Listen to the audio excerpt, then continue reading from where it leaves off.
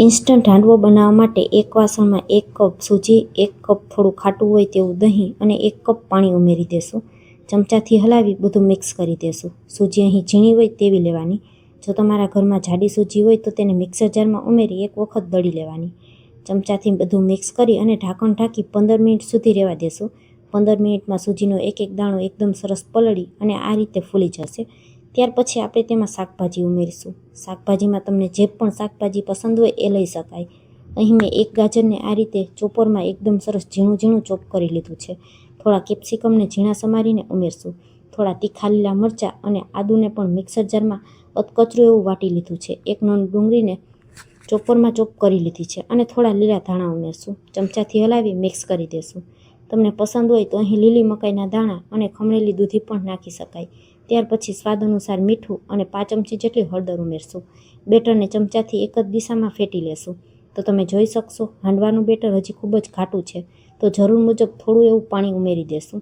તો આ રીતે 1/4 કપ જેટલું પાણી મેં ફરી પાછું ઉમેરેલું છે અને તેને ચમચાથી હલાવી મિક્સ કરી દેશું. હવે એક હાંડવા જેટલું બેટર આપણે એક અલગ બાઉલમાં કાઢી લેશું. ઇન્સ્ટન્ટ હાંડવો બનાવતા હોવાથી આપણે તેમાં અડધી ચમચી જેટલો ઈનો ઉમેરશું અને 1 ચમચી પાણી ઉમેરી બેટરને ફેટી લેશું. ઈનો ઉમેરવાથી તરત જ બેટરમાં આથો આવી જશે. ઈનોની જગ્યાએ તમે બેકિંગ સોડા પણ લઈ શકો છો. તો હવે તમે જોઈ શકશો બેટર ઘાટું પણ નથી અને એકદમ પાતળું પણ નથી. આ જ રીતનું હાંડવાનું બેટર રાખવાનું છે. હવે ગેસ ઉપર તવો ગરમ કરી અને તેમાં 1 મોટી ચમચી જેટલું તેલ ઉમેરી દેશું. તેલને થોડું ગરમ થવા દેશું. તેલ થોડું ગરમ થાય એટલે તેમાં થોડી રાઈ ઉમેરશું. રાઈને તેલમાં થોડી ફૂટવા દેશું. રાઈ સરસ તેલમાં ફૂટી જાય ત્યાર પછી થોડું જીરું ઉમેરશું. જીરું પણ તેલમાં સરસ ફૂટવા દેશું. ત્યાર પછી અડધી ચમચી જેટલા સફેદ તલ ઉમેરશું અને તેને પણ તેલમાં સરસ સંતળાવા દેશું. જરૂર જણાય તો ઉપરથી થોડું અડધી ચમચી જેટલું તેલ ફરી ઉમેરી દેવાનું.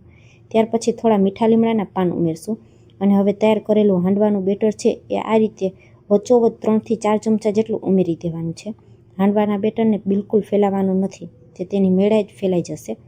થાળી ઢાંકી અને 5 મિનિટ સુધી એકદમ ધીમા તાપ ઉપર હાંડવાને થવા દેશું. 5 મિનિટ જેવો સમય થશે એટલે ઉપરની સપાટી આ રીતે સુકાઈ જશે. હવે તવીથાની મદદથી બધે બાજુ પહેલાં તેની કિનારીને છોડાવી લેશું અને ત્યાર પછી હાંડવાને ફેરવી લેશું. પાછળની બાજુ પણ એ જ રીતે 5 મિનિટ સુધી ધીમા તાપ ઉપર ચડવા દેશું. ત્યાર પછી આપણે તેને એક પ્લેટમાં લઈ લેશું. હવે તૈયાર કરેલા હાંડવાને પીઝા કટરની મદદથી કટ કરી લેશું. તો તૈયાર છે આપણો ઇન્સ્ટન્ટ વેજીટેબલ હાંડવો. રેસીપી પસંદ આવી હોય તો વિડીયોને એક લાઇક કરી ચેનલને સબસ્ક્રાઈબ કરવાનું ન ભૂલતા. Thanks for watching.